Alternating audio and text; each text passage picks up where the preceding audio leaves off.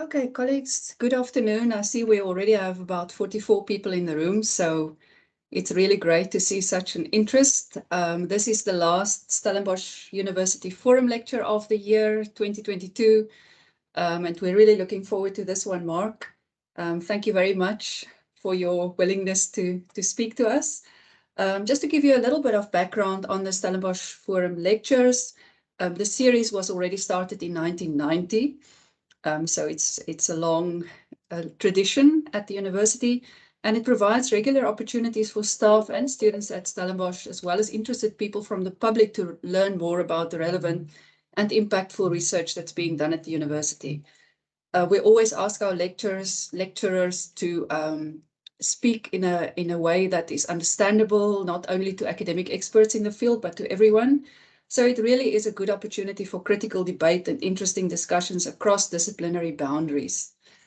We've had 8 lectures this year, and we decided on a very specific theme for the year, which is changing climates. And that acknowledges that our world is and continues to be in a state of flux, and we've seen many changes, certainly over the past few years. So we look at changing climates as a theme, not only focusing on climate change per se, that too, but also on changing environments associated with health, education, history, and economies. And indeed, today's topic is focusing on the world of work. And then we speak about and we learn about how our research can be impactful in finding possible solutions in such rapidly changing settings. So just a little bit about Professor Mark Smith. He's the director of Stellenbosch University Business School, as you know, and he leads this university's triple accredited postgraduate school, and his research interests focus on careers and labor market policy and outcomes for women and men, including working conditions, working time, and work-life integration. Mark, without further ado, I'm going to hand over to you, and we look forward to hearing about whether a 4-day week will be better for us. Thank you. Thanks, Over Tarina. to you. Thank you, Tarina, and thanks everybody. I'll just share my slides, and then I can. Where was I? Let me share this in presenter mode. How's that, everybody? Have you got a full screen? Yes, we can see it. Thanks, Mark. Okay, great. Okay, thanks. So my brief was to talk about for about I think 35-40 minutes. So I'll try to do that, and then answer any questions. And when Whitney sent me the email, it was an invitation to talk about changing climates, and I was thinking. So my take on that was the climate of work and how we think about when we work and how we work and where we work, and those things have been sort of thrown into relief in the context of the pandemic, and of how we and how that's in that change in terms of how we organise the way where and how we work.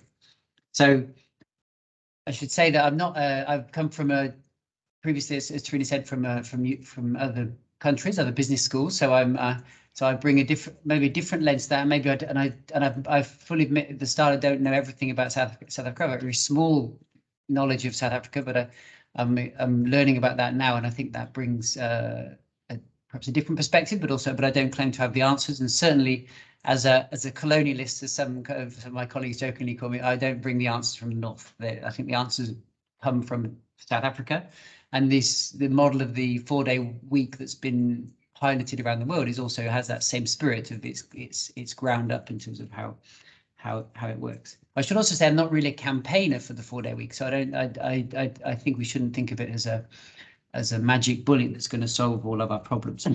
But I do think time is very important. How we think about time and how we use time and how time is conceptualized. It really determines many of the inequalities that we have in day-to-day life. And one of the things I've been working on in the past is around inequalities between women and men. So the way that time is organized for in terms of our lives as women and men, in terms of impact when we have children, in terms of what's normal for how long we work, and the amount of time we spend in different places of work, who does what in the household. All of those things are about time, the quality and the quantity of time, and they shape many of our life chances, but also our chances to thrive and have fulfilling lives. So let me go on. Let me attack this topic. So I hope it's yeah. I hope I've hit the spot anyway with the brief. So many of you will have seen in the last week how the last two weeks maybe how the 4-day week has kind of burst onto into the press. It's been in the print media, it's been on the internet, it's been on the TV news, and it's really picked up as a topic because there's a proposal to pilot this, or an ongoing pilots indeed, in different places around the world. There's as you can see from the map there's pilots going on this year in 2022 in countries from as far afield as Australia through to USA, through to Northern Europe, through to Japan, and those pilots have been in the news elsewhere because they've already started. So then when South Africa started to discuss the possibility of running the experiments here, then it caught that kind of a zeitgeist for that. But I think there's something else as well. It's a sign of the times in a way we're thinking about how we work, because in the post-pandemic environment, we've all had this reflection of how much we work, how much time we spend in the household, how much time we have with our loved ones, with our family, with our kids.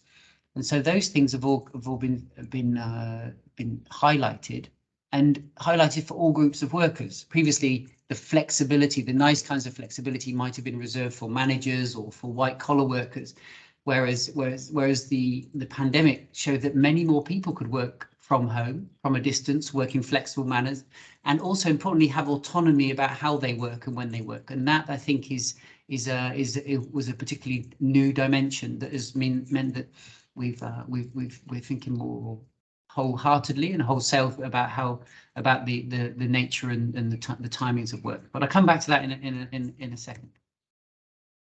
I just wanted to go back to this idea about time, because I think it's kind of quite important that time's the ultimate perishable. The 40 minutes that I talk for, and then the 20 minutes after, and then this hour is not going to come back. It's gone. There's no chance to regain that, and that means how we control and spend time and our autonomy over time is so important in all aspects of our life, I would say. And there's a quality dimension and a quantity dimension. There's the quantity dimension, sorry, in terms of how much time we spend doing a particular task, how much time my talk is for. My talk could have been for 4 hours, in which case you'd have all cured your insomnia and talked all afternoon, or it could have been a very short talk of 4 minutes, or one of these 10-minute Petsukucha type talks. So the quantity is something that we think about, and that gives us the sort of boundaries about around what we dedicate to a particular task. But also sometimes that measurement of quantity can be a kind of constraint on us. You must be in the office between the hours of 8:30 and 4:30 or whatever it might be, and that gives us we're thinking just about the measurement of that time.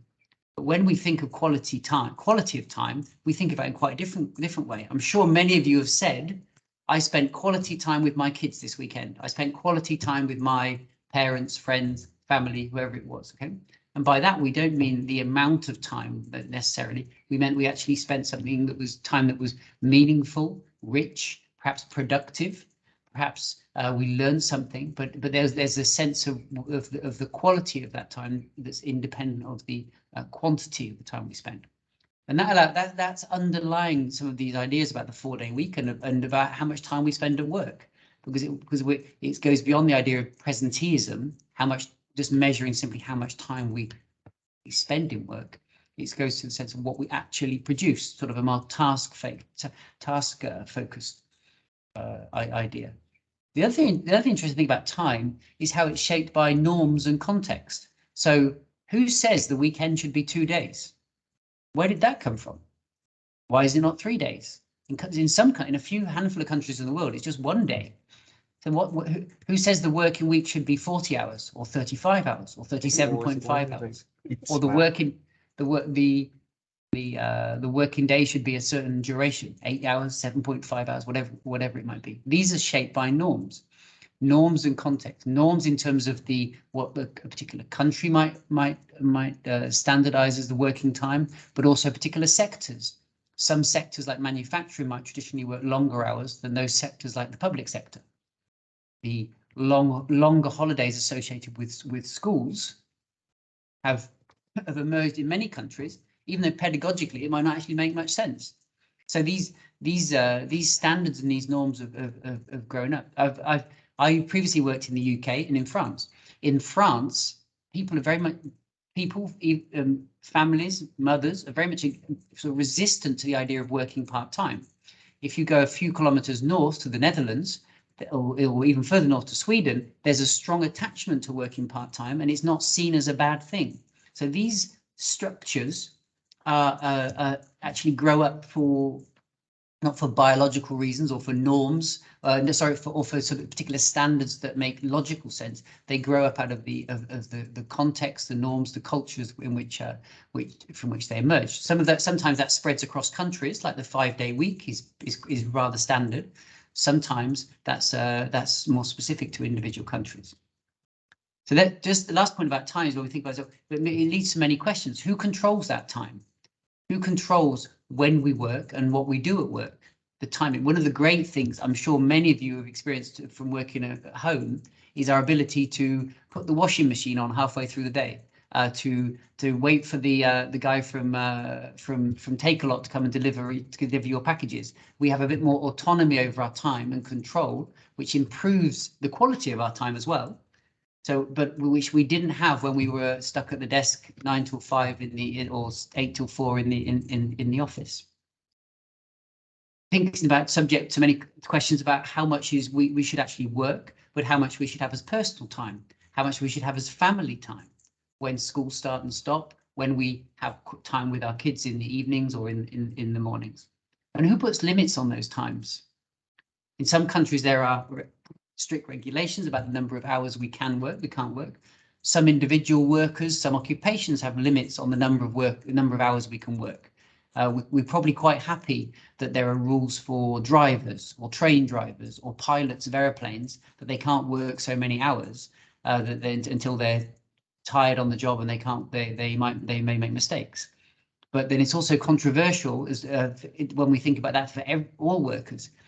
In the UK, where I was born, they were very, very resistant to this idea of a limit on the number of working hours, even though it kind of makes sense in terms of health reasons and well-being that we shouldn't work all hours, but there's a sense of autonomy. If I choose to work 80 hours a week, that's my choice. You shouldn't be the government telling me what to do. Whereas you go to other countries and say, no, we should limit that with a view to sharing it out, but also to protect ourselves against ourselves to work a little bit less and spend time in leisure. So time underpins this question, regardless of the 4-day week, because it shapes the organization of work and therefore how productive we are. Because if there are limits, then managers and organizations are forced into a situation of thinking, how do we make people more productive? If there are no limits, you say, well, you can stay as long as you like, as long as you finish the job, that's fine. So it becomes there's a risk that it becomes sort of a lazy tool for managers when there are no limits. Just to finish on this history of working time. So this the working time has been on a sort of downward trajectory in many. And I apologize for more industrialized countries here, but by nature the data relates more to those industrialized countries. But for the last 150 years, there's been this sort of downward trend in working times. And you can see I've managed to find the more recent data from South Africa in that picture there, but you can see that it's been on that downward trend, but still remains much higher than those other industrial OECD countries. And that came about as workers became more powerful. They organized themselves against owners and managers that thought that they should have total control. People should work very, very long hours. But it also came about from enlightened owners and managers that said, no, we should have a more balanced life for our workers. And right back in the start of the 1800s in the UK, there were mill owners who were saying, actually, we should be aiming for a balance between rest and sleep and work, so our workers can have a balanced life, but also ultimately so they remain productive. We kind of end up around this 8-hour 40-hour week norm, which emerged in the 20th century.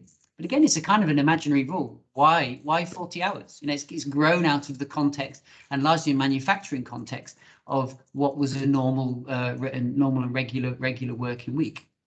But it's also important to think about. It's actually it's a norm that might dominate the way we think about time in society, but it doesn't apply to everybody. There are students who are working in part-time jobs, a few hours a week. There are many people who work in the service sector who work fragmented hours. I'm sure many of you taken Uber drivers, guys who are working very, very long hours, or Uber drivers who are doing that in between other jobs. So there are many people who are not working that standard working time of 40 hours.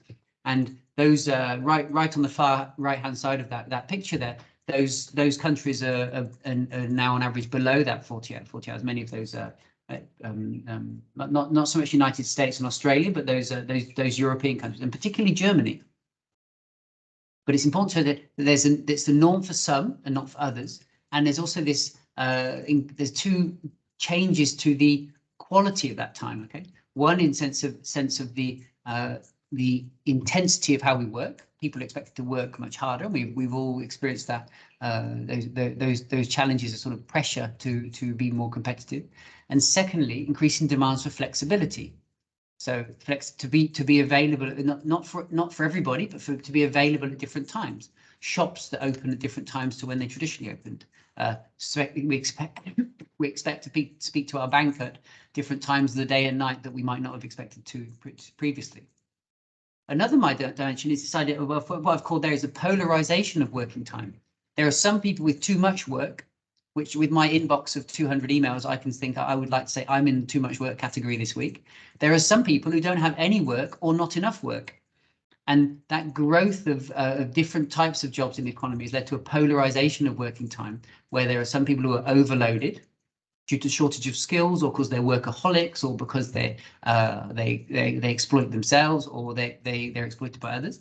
Others were exploited a different way by having very small fragments of work which are unsustainable, but don't have enough work to survive, or to only survive in poverty. So that downward trend, rather than being based around, particularly more recently, is being based around a standard for everybody, is actually more fragmentation. So we're adding up averages of people with long hours, maybe standard hours, and very short hours. So that's my background to thinking about time for the 4-day week. So what's the 4-day week? So the 4-day week comes out of this project that in this current incarnation sort of spawned out of the work of this owner, now philanthropist, called Andrew Barnes from New Zealand, who set up this 4-day work week organization. There's now this sort of not-for-profit around the world, and argues that companies should experiment to work 4 days rather than 5 days, but importantly, doing the same amount of work and getting the same pay. So this 100-80-100 idea is that we get the same amount of pay, or workers on the 4-day week would. They get 80% of their normal working times, but so that 10 should have 100, should be 100 there, and but they also be responsible for 100% of their output. Okay, so in this sense, we're sharing the productivity gains. The productivity gains of organizing work in a more efficient way go both to the employee and to the manager. So rather than going to the employee, though, in terms of raising your salary, they go to the employee in terms of a day, or the equivalent of a day, back into your back to the individual. That's, in that sense, it's not the same as that gradual reduction in working time we've seen over the last century and a half. It's not the same sense of that the rising salaries that we saw per hour for many industrialized workers as productivity rose in that period, sort of 1950 through to 1970. It's about actually saying, if we want to be more efficient, we're not going to necessarily raise salaries. We're going to give people back time. And the people who promote the 4-day week like to talk about giving the gift of time back to their employees. It's important to say what the 4-day week is not. Okay, because I think it's important to think about that. It's important to say that it's not the working part-time. So working part-time is working fewer hours, but also getting less pay, being paid for those fewer hours. So if you work 20 hours a week, you get paid for 20. You don't get paid for the work for the additional work, the additional hours that you might have lost. And that underlines also that the part-time workers are necessarily quite productive because they often focused on the times that we need them. They don't work. If they're not working all day, and the demand for work fluctuates throughout the day, then our part-time workers might be concentrated at particular times. So for them, they don't get the productivity gains. The productivity gains go back to the employer or the manager by just having the worker there over lunchtime, for example, or just in the mornings if there's a rush or whatever it might be. Okay? It's also not a compressed working week. I don't know if you're familiar with the idea of a compressed working week, but that's where you say take a 5-day week and you do it in 4 days. So you work 4 long days of 10 hours or 4 long days of 9.5 hours if you're a sort of a 38-hour country or company. And I used to do this when my kids were very small. I spent time as a house husband, but I also spent time as on 4-day week. So I used to work 4 long days, and Fridays I was off. I actually found that by Fridays I also needed to have a good rest because by compressing 4 days and working normally, doing the same type of jobs you were doing with everybody else, then there's not necessarily the same productivity gain. So you get those. You actually just work those for the hours of a 5-day in 4 days. So it can be quite tiring. But it's also something that's also in the same sort of sense of giving people back a free day in the week, even if they have to pay for it with longer hours in the rest of the week. It's also something that's experimented around the world in more frequently in the sense of companies trying to save money because they can close their organization for an extra day of the week. So they don't have the physical costs of the building, of the electricity, of transport, of all of those things. And when I was preparing for this talk, I found that there was a lot of school boards in America, the municipalities, the associations that organized the schools in local districts, that during the financial crisis in 2008-9, some of them went to a 4-day week because they would take out the costs of the travel of the kids, and particularly in like in South Africa, there's large distances for people to travel. So they took those costs out, and they used that as a way to save money when they were constrained during that period. So it's a kind of efficiency gain, but the efficiency gain goes towards the variable costs of running the organization, not so much the efficiency gains in terms of quality and quantity of time. It's also not, it's also not the same working for not everyone working the same 4 days. So if we're an organization that needs to be open 5 days, 6 days, 7 days, we're not all going to shut the organization on Thursday evening and say bye-bye, see you Monday. It's about us, the individuals, the teams and the organizations organizing themselves so that they can give the same service, the same product, but by individually working 4 days. So that could be some people don't work Fridays. Some people might have half days off in the week. There's different ways of organizing that, but it's not everybody. In most cases, everybody sort of stopping work on Thursday afternoon and then coming back on Monday. Importantly, it's also not a new idea. Now, back in the 1920s, the economist John Maynard Keynes, who was predicting that we would be ending up working 15 hours a week in the future. One of these people who were faced with that steep decline of working hours that you saw on that slide a couple back. They were saying, well, of course that's going to continue, and we're going to have robots, and people are going to have a life of leisure, and we're not going to need to work so much. Now, clearly, you can see from my picture that didn't happen. Didn't happen for lots of reasons. The strength of those norms and the context of which how we organise our working week. The sense that it was only available to certain groups of workers. But also, sometime later, we saw the oil shocks and the crisis of the 1970s, and then the turmoil of the 80s and 90s that really turned that on its head. But interestingly, you see this slide on the picture there. Richard Nixon in the 50s also predicted that because then there was still this downward slope working time. Also predicted there would be a kind of a life of leisure and 4-day working weeks, and it would reinforce the family. I find this kind of ironic in that Nixon was a rightward politician, a right-leaning politician, and tendencies for the right to be much more libertarian around that we should all be able to work as much as we want. But it was Nixon that was predicting that that people would transition to a 4-day for the good of the American family. Clearly, that didn't happen either. It's also not the 3-day week, and I don't know. It's quite well known among us as researchers, but I'm not sure if you're aware.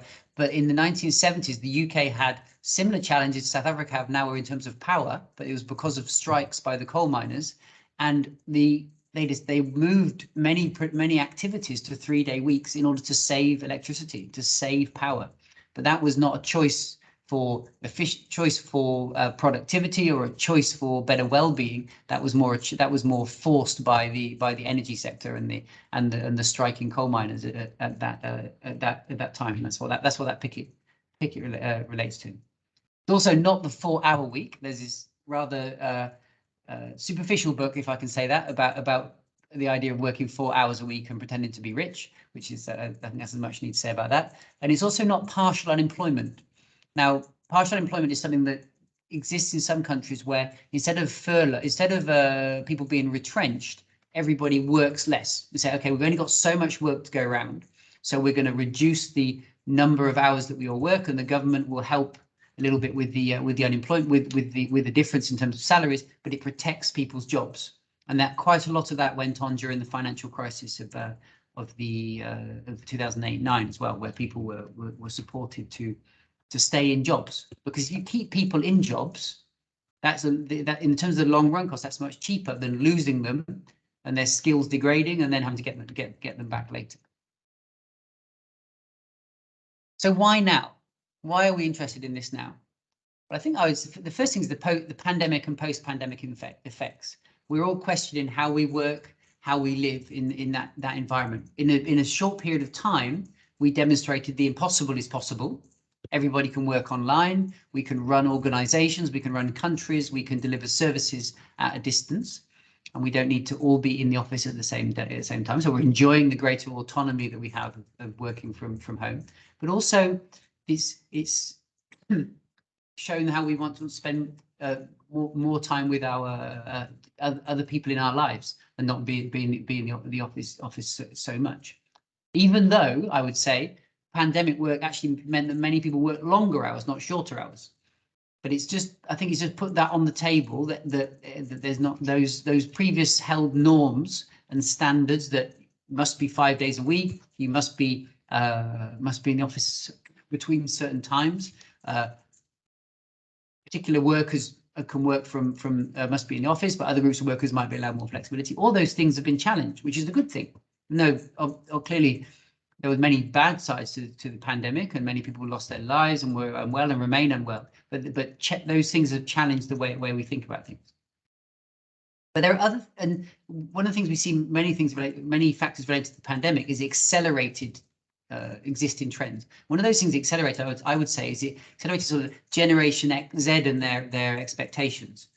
We said that people are Gen Zs and millennials, that they've come to the workplace with a sense of, actually, I don't want to work all crazy hours. I don't want to sacrifice my life and not come and not see my family and my friends or do different activities. So older people might complain about Gen Zs and younger generations who don't seem to be committed to the workplace anymore, or they have these expectations that they can have work-life balance and when they should be working hard. I worked 48 hours a week, or when I was young, and you should too. But the younger generations are challenging that.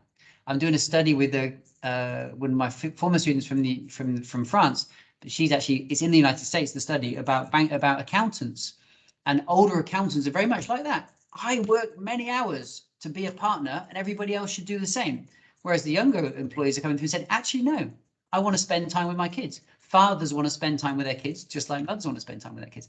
And they're challenging those norms.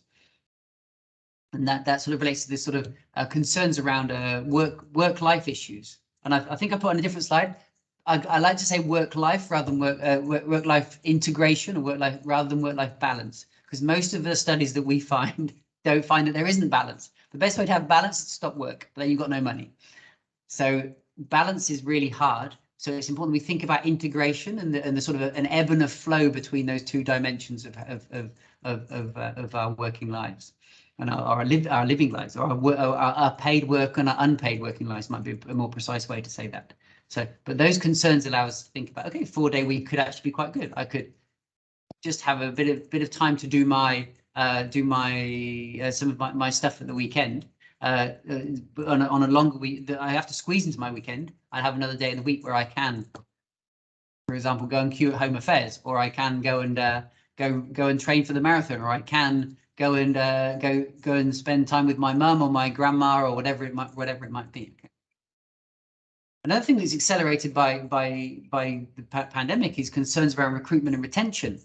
Employees said, actually, I want that flexibility, and if you don't give me that flexibility, I'm going to move to another organization. I was talking to somebody who worked for Amazon Web Services, and they were saying they have different teams, some that are more traditional, everybody back in the office, some that are more relaxed. You say, okay, you just come to the office at certain times in the week. In the former teams, they were having problems of recruitment and retention because the employees said, actually, no, I like that work from home thing. I like that bit more autonomy and flexibility over my life, and a bit more me time. And they don't want to work for those teams that are more structured. There are also concerns about productivity. The amount of stuff we produce each hour, each day, each minute. And one of the perhaps paradoxical things about reducing time is that we actually forces managers and owners and teams and individuals into think about being more productive. We're more careful about how we use our time. I'm sure many of you, when you work to a deadline and you know you've got to get something done in a short period of time, you stop on Instagram, you stop WhatsApping, you stop doing jobs that you could do today, but you don't need to do today. And we focus on exactly what needs to be done. And so if we reduce collectively the amount of time that's available, that also forces organizations, teams, individuals into that same sort of mindset. Say, okay, we're here to finish this job. Let's get that done and then go home. There are even concerns about unemployment, which I'm somehow a bit skeptical about, I have to say. But the 4-day week, and there's something in the press yesterday about that, again, about how the 4-day week might be a solution to unemployment. But I'll come back to that because I think we should be cautious about that. And that's also one of the concerns I have for South Africa. As I said, I used to live in France, so I thought I should say something about the 35-hour week, which everybody knows about France. That and drinking coffee on terraces and smoking gitan is the, you would say, with the stereotypes of France. But the 35-hour week is not the same thing. It's somehow, but there are some important lessons for us to learn, because we're at the moment there's this idea of piloting 4-day week, so we don't know what's going to happen. So we looking at the 35-hour week is perhaps interesting. So 45-hour week is not a 4-day week. It was actually driven by concerns of the socialist government in the 1990s and implemented in the early 2000s with a view to reducing unemployment in France, which was running very high, or high for France, around 14%. And they thought that actually sharing out the amount of work would actually help raise employment rates. Honestly, the studies don't actually show that it raised employment rates rose and unemployment went down, but most people think that's because of a growth in the economy rather than because there was sharing out the difference between the 35 and the 39-hour week. And in fact, what happened was people didn't actually necessarily work shorter hours each week. They actually took those 4 hours and they made them into longer holidays. So in my previous job in France, I used to have 10 weeks of holiday a year, because my notional 4 hours were added into my RTT days. So RTT stands for reduction de temps de travail, so reduction of working time days. So instead of it's not at all like a 4-day week. So it doesn't help you in your well-being each week. You still have to work the same number of hours and still race to the office and be there for 5 days. But you bank those hours for a longer holiday, which was nice. But many people couldn't take all of their holiday, but it was nice. It was a notional sort of theoretical 35-hour week instead. And anybody working above those would also, within limits, get paid overtime. But importantly for us thinking about the 4-day week, it led to an increase in intensity and density of work. So intensity of work, of how fast we work. So for those workers that did actually work a real 35-hour week, they found themselves working more intensely, working faster, and working more densely. By densely, I mean they take out the gaps in the day, the gaps when they can go and have a cup of coffee and relax with their colleagues. Those were squeezed out, and so the the working day was less porous, less gappy, where you can take a breather or you have sort of quiet moments in the day. Like I said about the restaurant, where you have peaks in breakfast and lunch and afternoon, and there's sort of slower times. That gives an example of the porosity of the day. But one other important aspect of this is it led to company level solutions, and this might help us think about South Africa, because the solutions were developed at the company level. So it was up to the unions and the employers, or the managers and the employees, to work together to think about how to implement 35-hour week, but zero cost. There was no money for that, and that's helpful for us. Not least because unions in France and managers in France are about as friendly as they are in South Africa. So that's not there's not necessarily a barrier. The potential benefits. There's that potential benefit of greater work-life integration. Please let's not use balance. There are potential productivity gains, that we produce more each hour by thinking more smartly about how we work, because those solutions come from the bottom up. Groups sit together and say, okay, how do we do the same activity and deliver the same service in 4 days? There's quite a lot of evidence to show that there's well-being gains, because people have more time to rest during the week. But I've got a question about that on the next page. And improvements to people's quality of life. They've got more time for leisure in principle. I put it as closer to the ideal target for working time. One of the projects I was involved in Europe, we asked people in all countries, how many hours would you like to work? And what's quite surprising is that most countries, men, women, in lots of different countries, lots of different occupations, sort of honed in. If you just ask them how many hours they would like to work, it was somewhere between about 28 and 32 hours. And that was regardless if they were part-time and working few hours, they'd like to work a few more. On average, and on average, if they're working longer hours, they'd like to come down to that sort of 32. Not necessarily in 4 days, but it's close. The actual principle brings us quite close to that idealized target. The companies that have been involved in the pilot so far show improvements of retention, and that they're an attractive employer. Lots of applications, people want to come and work for them. And there's examples of people doing more volunteerism and more community work. Their 5th day, they actually, some people might do things with their kids, but other people do things with the community, with their church, whatever it might be, volunteer. Now, these are the initial results of the pilot, but they're also they're more concrete results from what was going on in New Zealand, where the origins of this current phase of 4-day working comes from. Potential downsides. What if we can't get the job done in 4 days? Now, we don't know. So for some organizations, it might not be possible. They might already be working at in very efficient ways. How will workaholics cope? Even on days when I could stop working, I actually still do some work, because I actually quite like my work. I think I am a workaholic. There are many people like that, particularly academics. I don't know how many academics are around the table here, but around the meeting. But for sure, they work a lot. They wake up on Sunday morning and they think the most important thing to do is to write a paper about business strategy, or write a paper about the economics of agriculture, rather than going for a walk with their dog, whatever it might be. Okay, so those people might find it hard to do that. They gain their identity through their work. They're passionate about their work. So there's how will we cope with that? There's the increased intensity that I mentioned in relation to the French case study, or the French example, and the increased density or reduced porosity of the day. There's we're on the go all day. Okay, so we're working faster for the times we're working, and we're also there are fewer gaps during the day. That's a potential risk. There's a potential risk that we exclude some groups. We say, it's not possible. Not possible for people who work in retail, or in petrol stations, or whatever it might be. Okay, How do we get around that? How do we get around that?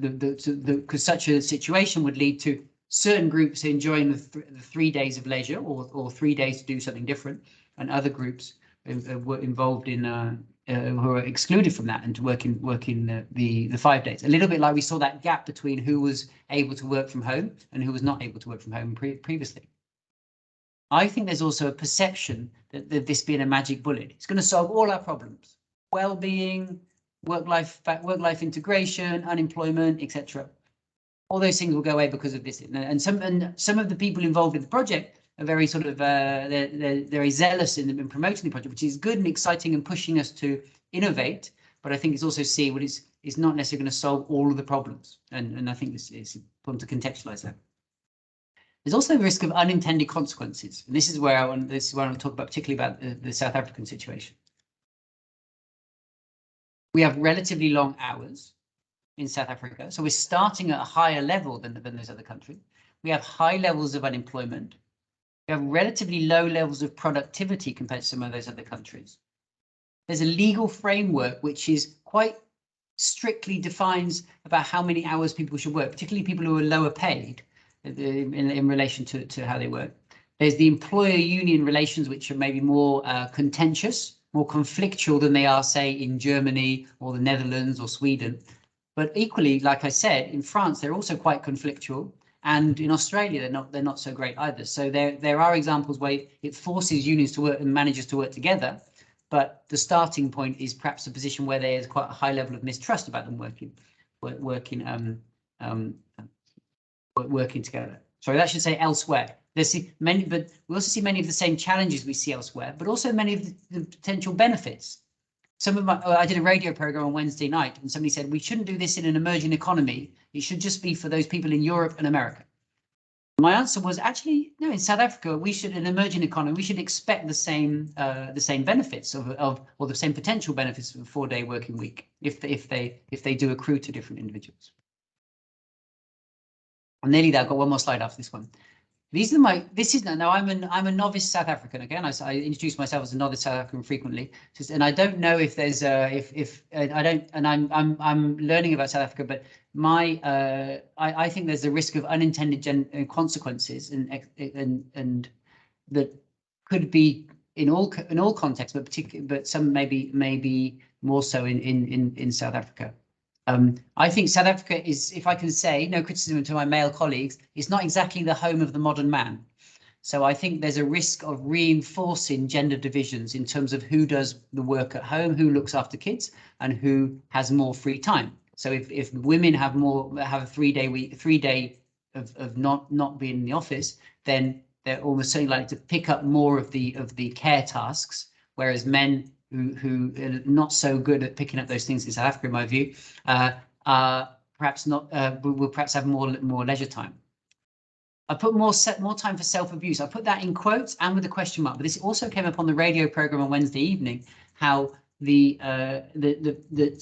of the people who phoned in were saying, well, people will spend more time being abusing themselves with alcoholism and drugs. Now, I don't know the answer to that.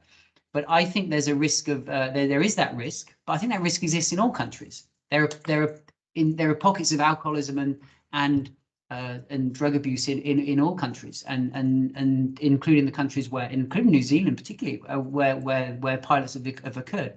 But I think it's something that the people I spoke to on Wednesday thought was an issue, and I think could be an issue. I think there's a risk of gender-based violence.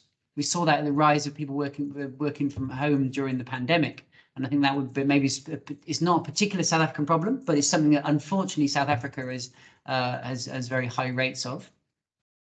Will side hustles become more important? Many people in South Africa have a side hustle that they do. They have doing some kind of entrepreneurialism on the side. Will they use their 5th day to do that? Now that could be a good thing because those side hustles could become real businesses, or it could be that it crowds out other real businesses that are actually creating jobs, etc. Will there be more second jobbing for the low paid? If you're paid 5 days working 4 days, you might end up doing some Uber driving on your 5th day to make that. And we see that in the USA where people use their free time to do second jobs because like South Africa, The United States has very high levels of inequality, and people at the bottom of the labour market need to find extra jobs. Will it lead to reduced employment for household work? Will people use fewer cleaners and carers and gardeners because they'll do those activities themselves as leisure activities? How will we cope with load shedding? Because we might need those extra hours to cope with the periods when we cannot work. And the impact of the extreme inequalities of life in South Africa. Now, I don't know the answer to some of those things. I think there are risks, though, for the implementation of a 4-day week in South Africa. But we don't know, as it says at the bottom of that slide. How are we going to find out? Last slide. Well, the only way to find out is to test it. Okay, so there's going to be a pilot in South Africa over 6 months in 2023. Now the not-for-profit is searching for volunteers. We're associated with this project. Organisations that engage in this will be coached and mentored to avoid some of those risks that I've just been mentioning. And there's going to be a focus on measuring well-being and productivity for those that participate, keeping an eye on that.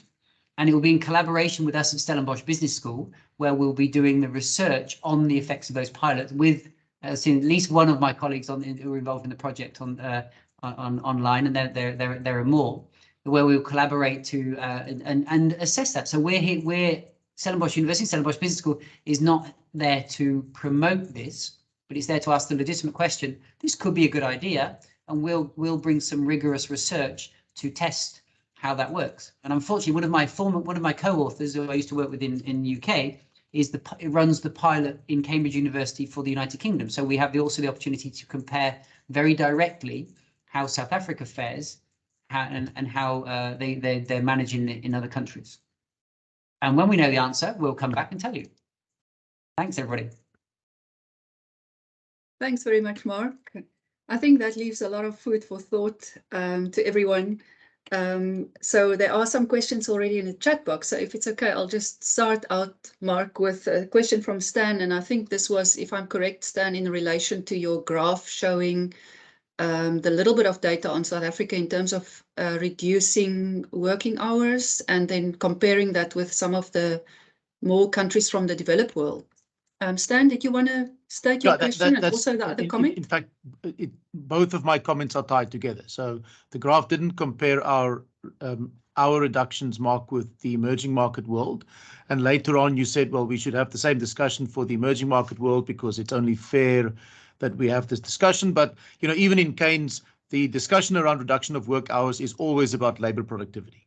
That's the central part of the discussion. And to the extent that we have lower labor productivity on average in South Africa, it has a direct impact for what we can think on these terms in the South African labor market. It's not a social justice question. It is a labor productivity question. I would agree with that very much, Stan. And I think some people, we could argue that by piloting some 4-day week projects in South Africa, that would force some of those organisations into becoming more productive. And one of the other people on the radio programme the other day that was partnering with me, she was saying that they encourage organisations to go with their least productive departments rather than most productive departments, the ones where they have challenges, so that they encourage those workspaces where they've not been able to get people to be more productive and say, well, there's a potential for a win-win. They gain trust from both sides. But it's definitely I agree, most definitely it's a productivity question. And definitely if you've got to pay the 100-80-100 rule, you're going to have to pay people the same salary. The only way to do that is through gains in productivity.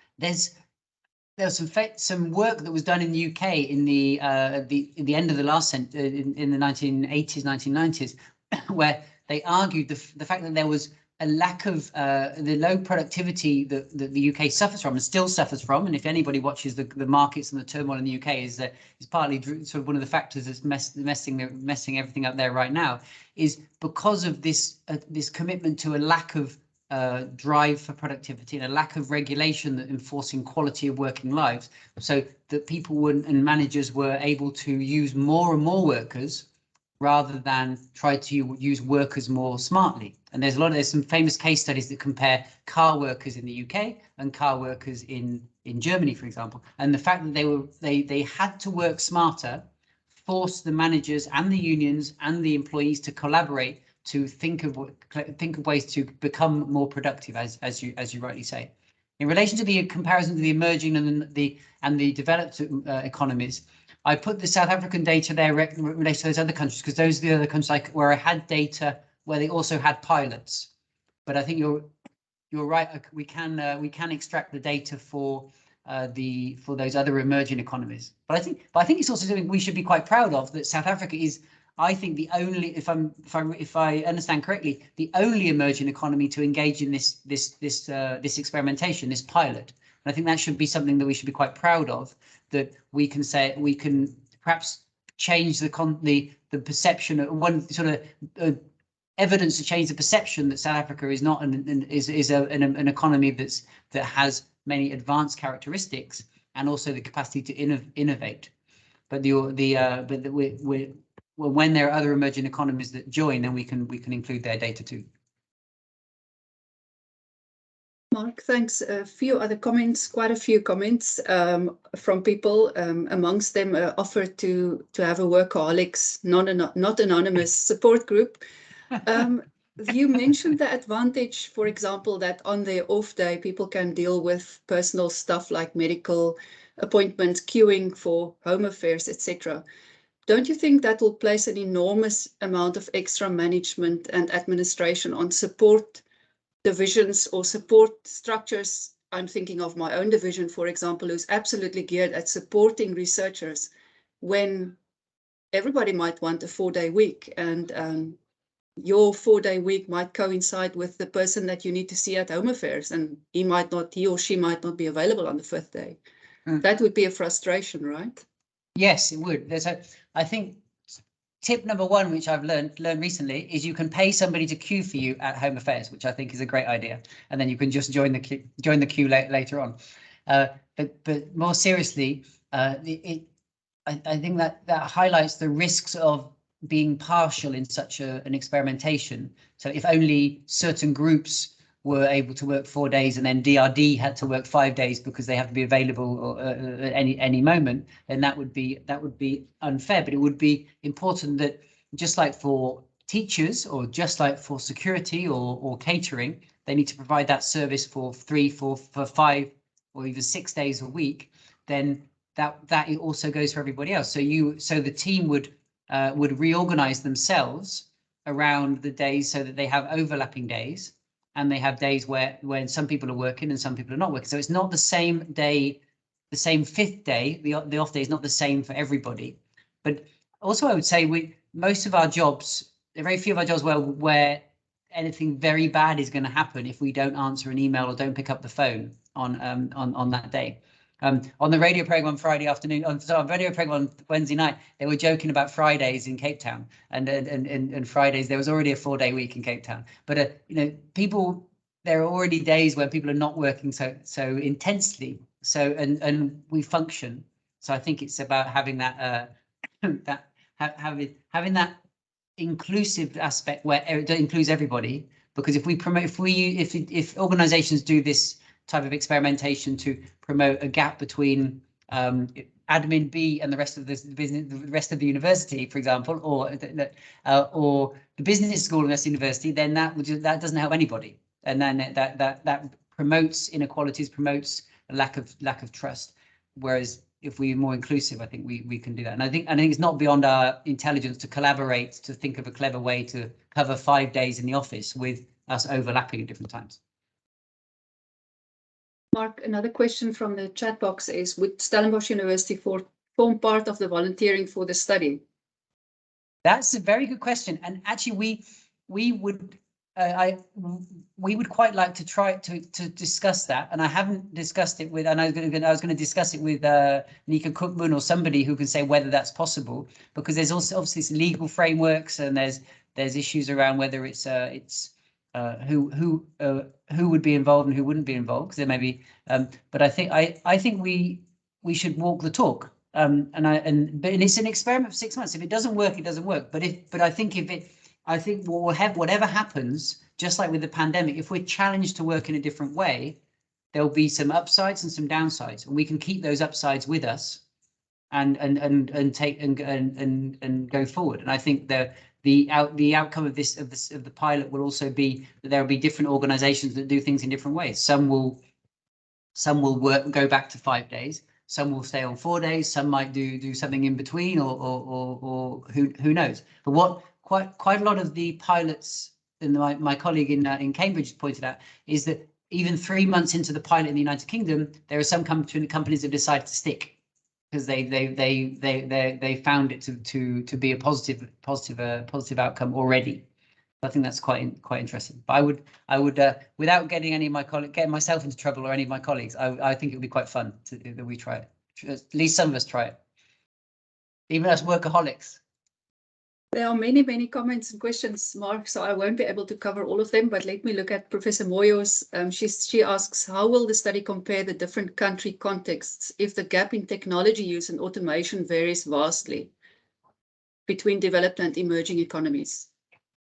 I think there's I think that all the studies will be contextualized. I think there'll be some with the design of the research will be country specific, so that will mean we'll capture the particularities of the South African context. We will also learn from what others have done in terms of their research design. So we talk about methods and design. So methods is how and when you collect the data, the sort of and the structuring, and sorry, the design, and the methods is more about the how. So there's like we can learn that from other people. They do a survey at a certain time, they do interviews at a certain time, they use certain measures for well-being. So then we can compare our base level well-being with what the effects up or down might be, but we can also compare our base level well-being with what goes on in other countries.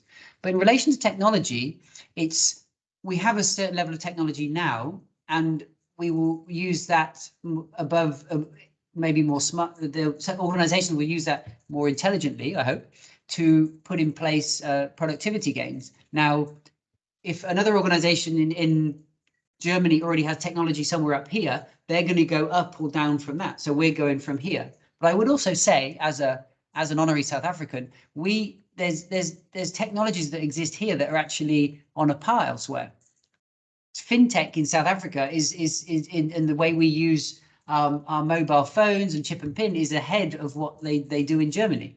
So it's not such a straight we're emerging and poor African country and everything's super great and high tech in another country. I think it's a kind of a mixture of those things going along. And if I can, I like to frequently say the technology we have in the business school is better in Stellenbosch on the hill in Belleville is better than the technology I had in my former school in France.